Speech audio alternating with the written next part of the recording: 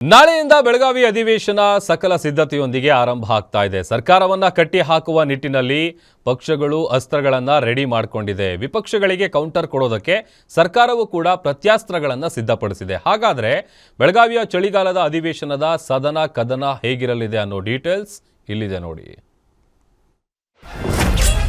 ನಾಳೆಯಿಂದ ಬೆಳಗಾವಿ ಚಳಿಗಾಲದ ಅಧಿವೇಶನ, ಸದನ ಸಮರಕ್ಕೆ ದೋಸ್ತಿ ತಂತ್ರ, ಕಾಂಗ್ರೆಸ್ ಪ್ರತಿತಂತ್ರ. ಯಾರ್ಯಾರ ಬತ್ತಳಿಕೆಯಲ್ಲಿ ಏನೇನಿದೆ ಪ್ರಬಲ ಅಸ್ತ್ರ?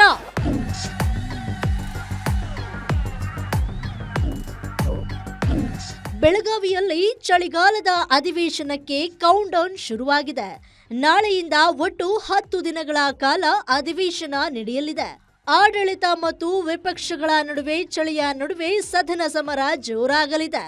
ಬಿಜೆಪಿ ಮತ್ತು ಜೆಡಿಎಸ್ ಮೈತ್ರಿ ಪಕ್ಷ ಹಲವು ಅಸ್ತ್ರಗಳನ್ನ ರೆಡಿ ಮಾಡಿಕೊಂಡ್ರೆ ವಿಪಕ್ಷಗಳಿಗೆ ತಕ್ಕ ಕೌಂಟರ್ ಕೊಡೋದಕ್ಕೆ ಸರ್ಕಾರವು ಸಕಲ ಸಿದ್ಧತೆಗಳನ್ನ ಮಾಡಿಕೊಂಡಿದೆ.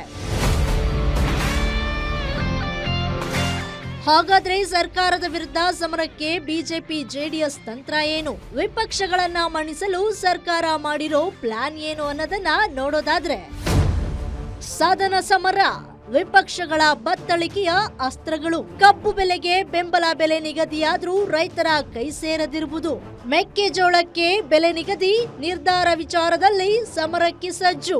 ಉತ್ತರ ಕರ್ನಾಟಕ ಅಭಿವೃದ್ಧಿ ವಿಚಾರದಲ್ಲಿ ಅನುದಾನ ತಾರತಮ್ಯ. ರಾಜ್ಯದಲ್ಲಿ ಕಾನೂನು ಸುವ್ಯವಸ್ಥೆ ಹದಗೆಟ್ಟಿರುವುದು. ನಾಯಕತ್ವ ಗೊಂದಲ, ಸರ್ಕಾರದ ಮೇಲೆ ಜನರಿಗೆ ನಂಬಿಕೆ ಇಲ್ಲದಿರುವುದು. ರಾಜ್ಯದಲ್ಲಿ ಗ್ಯಾರಂಟಿಗಳ ನೆಪದಲ್ಲಿ ಬೆಲೆ ಏರಿಕೆ ಮಾಡ್ತಾ ಇರೋದು. ನಿರುದ್ಯೋಗ ಹೆಚ್ಚಾಗಿ ಯುವಕರು ಪ್ರತಿಭಟನೆಗಿಳಿದ್ರೂ ಸರ್ಕಾರ ನಿರ್ಲಕ್ಷ್ಯ.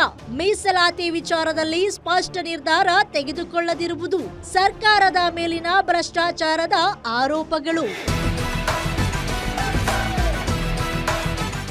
ಇನ್ನು ಆಡಳಿತಾರೂಢ ಕಾಂಗ್ರೆಸ್ ಸರ್ಕಾರ ವಿಪಕ್ಷಗಳ ಸದ್ದಡಗಿಸಲು ಏನೇನ್ ಪ್ಲಾನ್ ಮಾಡಿಕೊಂಡಿದೆ ಅನ್ನೋದನ್ನ ನೋಡೋದಾದ್ರೆ, ಸದನ ಸಮರ, ದೋಸ್ತಿ ಸದ್ದಡಗಿಸಲು ಕೈ ಅಸ್ತ್ರಗಳು.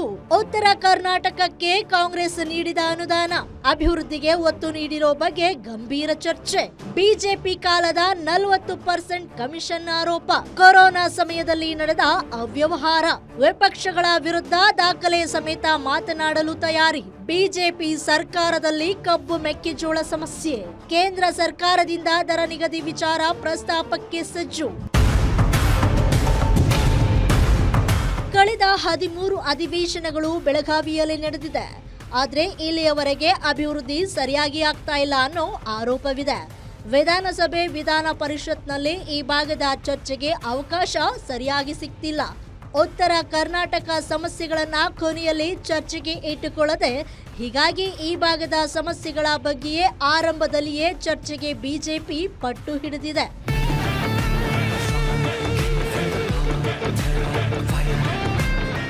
ನಾಯಕತ್ವದ ಗೊಂದಲದ ಬಗ್ಗೆಯೂ ಬಿಜೆಪಿ ಜೆಡಿಎಸ್ ಪ್ರಸ್ತಾಪ ಮಾಡಲಿದ್ದು, ನಮ್ಮಲ್ಲಿ ಯಾವುದೇ ಗೊಂದಲ ಇಲ್ಲ ಅನ್ನೋ ಸಂದೇಶ ಸಿಎಂ ಡಿಸಿಎಂ ಸಾರಿದ್ದಾರೆ. ಇದರ ನಡುವೆ ನಾಳೆಯಿಂದ ಆರಂಭವಾಗುವ ಅಧಿವೇಶನ ಆಡಳಿತ ಮತ್ತು ವಿಪಕ್ಷಗಳ ನಡುವಿನ ಕಿತ್ತಾಟಕ್ಕೆ ವೇದಿಕೆಯಾಗದೆ ಅಭಿವೃದ್ಧಿ ಪರ ಚರ್ಚೆಯಾಗುತ್ತಾ ಅನ್ನೋದನ್ನ ಕಾದು ನೋಡಬೇಕಾಗಿದೆ.